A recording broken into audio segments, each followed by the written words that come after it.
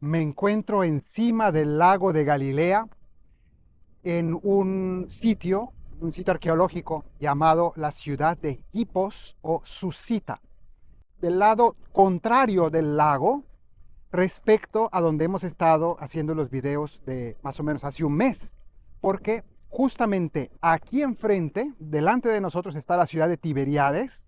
Enseguida, después de la ciudad de Tiberíades, está la ciudad de Magdala, una ciudad también judía, una ciudad sacerdotal judía. Y después de Magdala, como unos 10 kilómetros después, está Cafarnaúm. Y después ya al norte del lago está Betsaida, que es el lugar donde nacieron algunos de los apóstoles, entre ellos Pedro y Andrés. Pero ya este lado del lago ya no era parte de la zona judía. Los judíos no venían de este lado. Era una zona de cultura pagana, unas ciudades de tipo griego o grecorromano, cultura grecorromana. Y entonces aquí era un mundo desconocido. Hemos hablado sobre este tema. Jesús vino desde Cafarnaúm en barco hasta este lado. Aquí abajo hay una zona que se llama la zona de Cursi y allí se encontró con aquel hombre que estaba endemoniado, que vivía en los sepulcros que estaban fuera de la ciudad, y allí vivía ese hombre y tenía un montón de demonios que Jesús le expulsó, se fueron a unos cerdos que se tiraron al agua aquí abajo. Esa historia es ahí. Pero ese hombre que vivía en esos sepulcros era originario de esta ciudad. Pues bueno, hoy he venido aquí porque el Evangelio de hoy nos vuelve a hablar de esta zona, muy probablemente de esta ciudad. Se nos dice que Jesús se fue a la región de Tiro y Sidón. Y ustedes dirán, ¿dónde es eso de Tiro y Sidón? Bueno, es interesantísimo porque Tiro y Sidón son ciudades de lo que hoy se llama el Líbano. Eso viene estando detrás de aquellas montañas, no sé si aparecen muy bien en el video, hay bruma, pero hay unas montañas allá. Detrás de esas montañas, ya algunos kilómetros después, ya está el Líbano. Entonces, ahí está la ciudad de Tiro y Sidón. Y Jesús se fue allí, pero Tiro y Sidón eran ciudades que tampoco eran judías. ¿Qué fue a hacer Jesús allí? Es extraño, además se fue solo. Jesús se retiró solo a aquella región.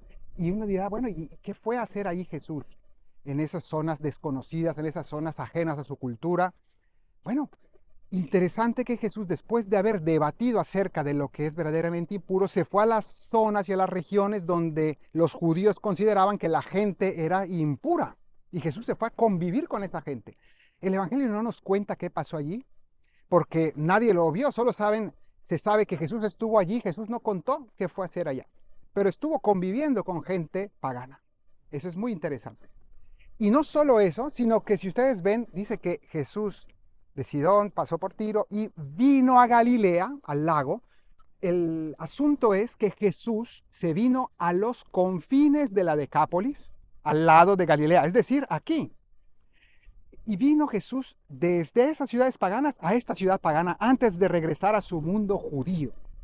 ¿Qué estaría haciendo Jesús? Estaba él teniendo un contacto más profundo con los paganos, replanteando muchas cosas, ¿no? De hecho, eh, también en los otros evangelios se nos va a decir que en ese trayecto va a haber también el encuentro con la mujer sirofenicia, es decir, otra mujer de Siria, ¿no? Y también de cultura grecorromana, y Jesús va a tener una serie de experiencias con los paganos que resultarán positivas, ¿no?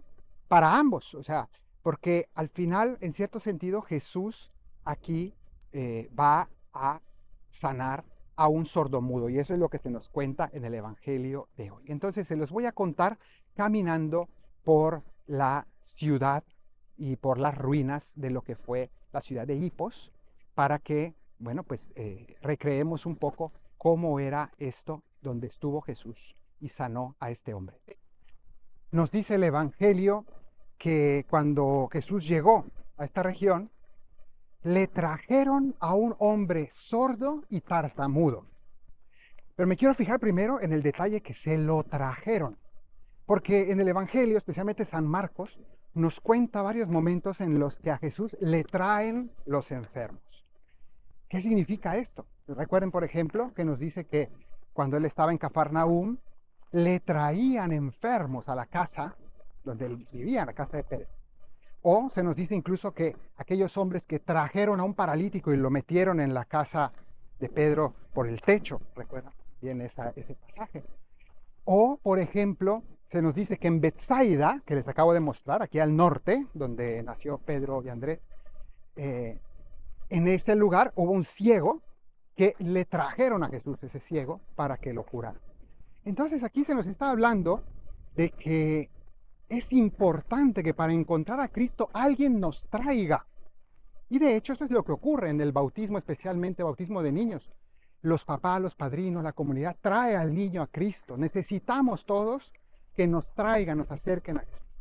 Y ahora que hablo del bautismo y que menciono el bautismo, es importante en este pasaje porque el rito del bautismo incluye un rito llamado el efetá, que ahora vamos a mencionar. Es decir, esta curación que ocurrió en este lugar, pues es parte de ese rito. Y ahora vamos a ver, porque todos nosotros estamos representados en este hombre que es sordo y mudo. ¿Por qué? Porque, o tartamudo, porque eso es lo que dice aquí, un hombre que hablaba con dificultad, balbuceaba. ¿Por qué estamos representados allí? Porque somos nosotros los que no somos capaces de escuchar la voz de Dios y no somos capaces de hablar con Dios. ¿Cuánto nos cuesta orar? Tenemos que aprender a orar. Estamos bloqueados para la oración, para la escucha y el hablar a Dios. Eso en primer lugar. Y por eso en el bautismo se va a hacer un rito llamado el efetá, que consiste precisamente en evocar este milagro, porque todos nosotros necesitamos que se nos abran los oídos a la palabra de Dios y que también se nos abra la boca, que la lengua se suelte para que nosotros realmente podamos hablar con Dios. Y no solamente necesitamos escuchar a Dios y hablar con Dios, eso en primer lugar, pero también escuchar al prójimo y hablar, comunicarnos con el prójimo.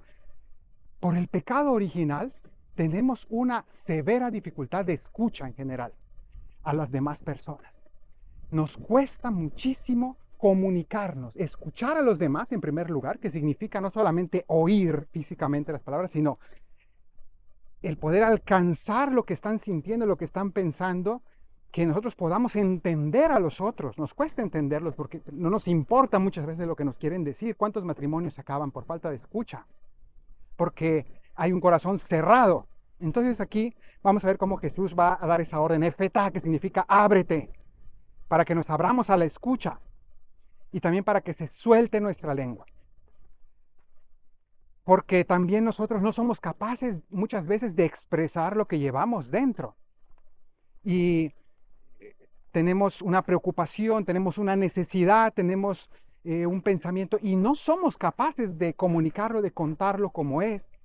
Entonces, al final nosotros mismos nos bloqueamos. Entonces necesitamos este toque de la gracia de Cristo para que podamos nosotros comunicar lo que llevamos dentro. Y esto también, este abrirse a la escucha, ¿no? Primera cosa, recordemos que el primer mandamiento, como está en la Escritura, en el Pentateuco concretamente, en el Deuteronomio, está ese primer mandamiento que está formulado en la Shema. En Deuteronomio 6 se nos dice, la Shema es: escucha Israel, el Señor nuestro Dios es solamente uno, amarás al Señor tu Dios con todo el corazón, con toda tu alma, con todas tus fuerzas, etcétera. Las palabras que hoy te digo quedarán en tu memoria, etcétera, etcétera. Y esto es muy interesante porque el primer mandamiento comienza con la palabra escucha. Es decir, que podríamos decir que el primer mandamiento es escucha. Claro, el primer mandamiento es amar a Dios, pero comienza con esta orden de Dios, escucha. Y nos manda el Señor escuchar a su pueblo, que es la iglesia de Israel, manda escuchar.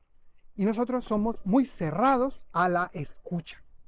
Entonces necesitamos abrirnos a los demás, salir de nuestro egoísmo para poder realmente escuchar y entrar en contacto con nuestros hermanos. Aquí, este lugar estoy dentro de una iglesia porque aquí en esta ciudad, siglos después de Jesús, 5 siglos después de Cristo, esto fue una ciudad bizantina cristiana, tenía varias iglesias muy bellas, todavía yo aquí estoy sobre los mosaicos de aquel tiempo, y este era el baptisterio que en la cultura griega era llamado concretamente aquí el fotisterio, es decir, el lugar, fotos, luz, ahí viene fotografía, por ejemplo, eh, es el lugar de la iluminación, el lugar donde la luz nos alcanza en el bautismo. Bueno, pues en el rito del bautismo va a haber este mismo rito del efeta. Necesitamos, por tanto, que el Señor nos abra los oídos para poder escuchar su voz y poder escuchar a los demás. De hecho, sobre la escucha hay dos cosas muy interesantes. La primera es, para escuchar la voz de Dios es importante, pues la ayuda de la gracia. Ustedes, no sé si han visto alguna vez esos videos que aparecen en YouTube, en Internet, de personas sordas que escuchan por primera vez en su vida, que les ponen un implante y escuchan. There you go. It's beeping. So now technically your device is on. Can you tell? Oh, that's exciting. Here, you can put it down for a second. Just get used to the sound. What does it sound like?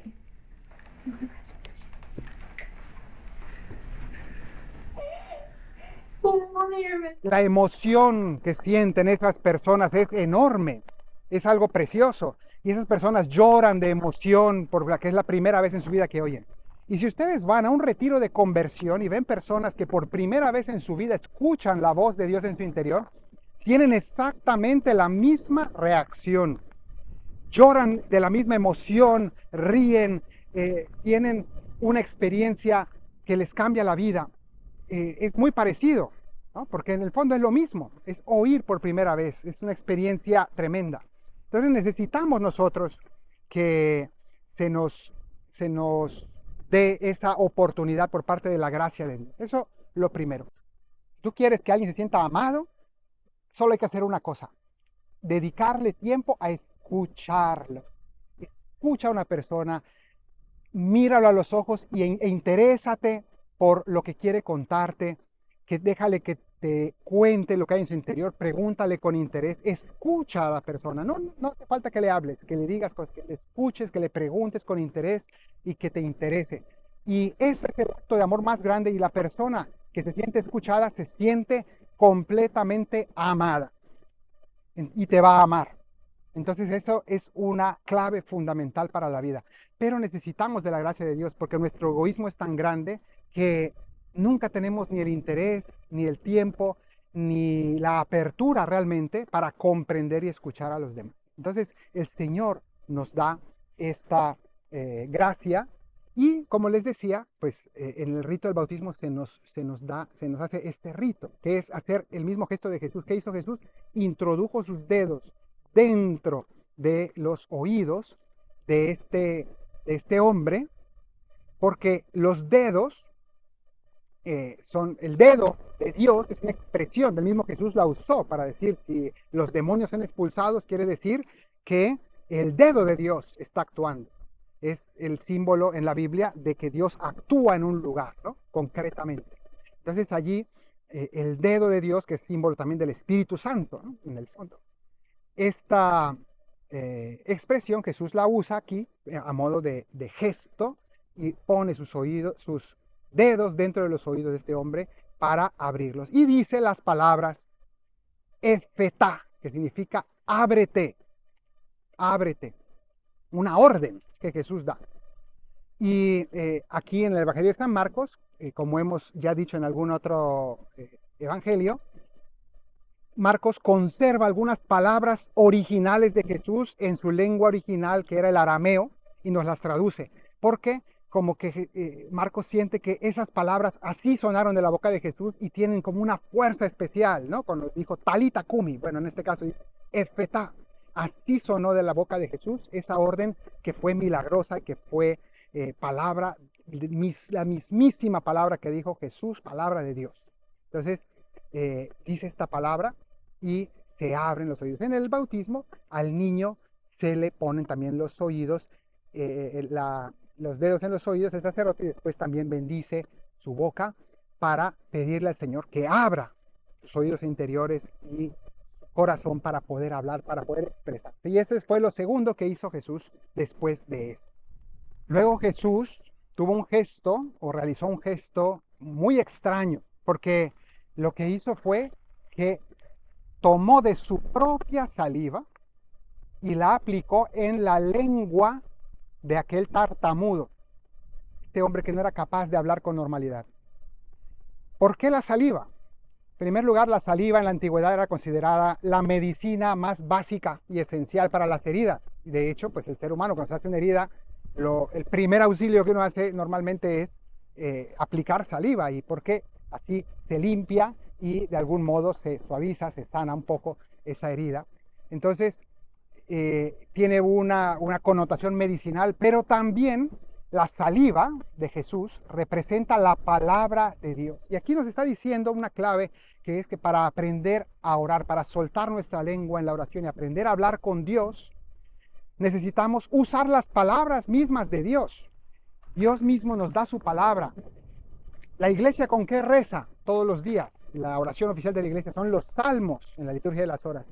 Palabra de Dios, y nosotros usamos esa misma palabra de Dios para orar y aprendemos a orar con ella. La palabra de Dios nos enseña a orar. El Padre Nuestro, la oración que Jesús nos enseñó, nos suelta la lengua, nos abre la boca. Y así también la meditación de la palabra de Dios abre nuestro corazón. Necesitamos esta palabra de Dios, el conocimiento de la palabra de Dios, para que nosotros podamos escucharlo a Él, para que podamos hablar con Él y para que podamos anunciarlo a los demás, porque también necesitamos que la lengua se nos suelte para anunciar la palabra de Dios a los demás. Entonces, eso es a través de la medicina más grande, que es la palabra misma de Dios. Que el Señor te bendiga desde Sion, el que hizo cielo y tierra, en el nombre del Padre y del Hijo y del Espíritu Santo. Amén.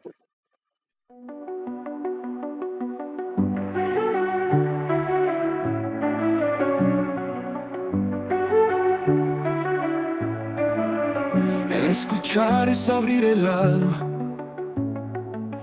permitir que resuene dentro el clamor que viene a mi encuentro, la voz de aquel que me llama,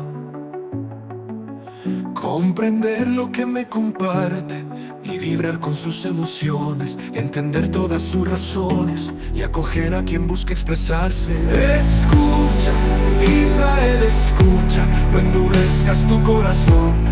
Ojalá escuches hoy su voz, deja que Dios te seduzca. Efectuable tus oídos y que tu lengua se suelte para darle alabanza siempre y percibir el sonido de su palabra y su voz, que es espada de dos filos. No seas sordo al latido, deja que hiera tu corazón.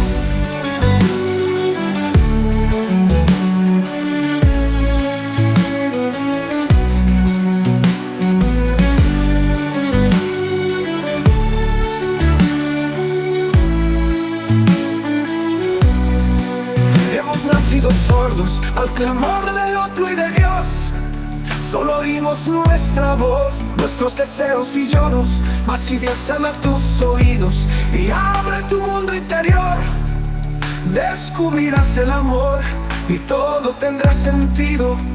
Escucha, Israel, escucha, no endurezcas tu corazón.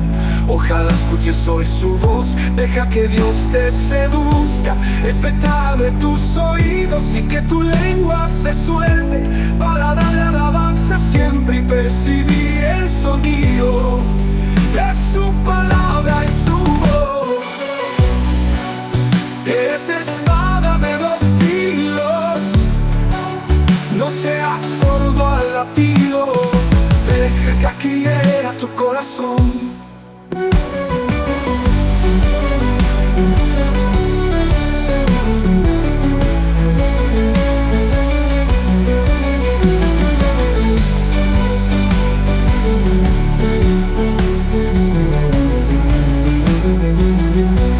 El lenguaje del amor es salir al encuentro de lo que alguien lleva dentro y acogerlo en mi interior. Poner los ojos y oídos en qué piensa y en qué siente. Preguntar, buscar, entender y que impacte mis sentidos.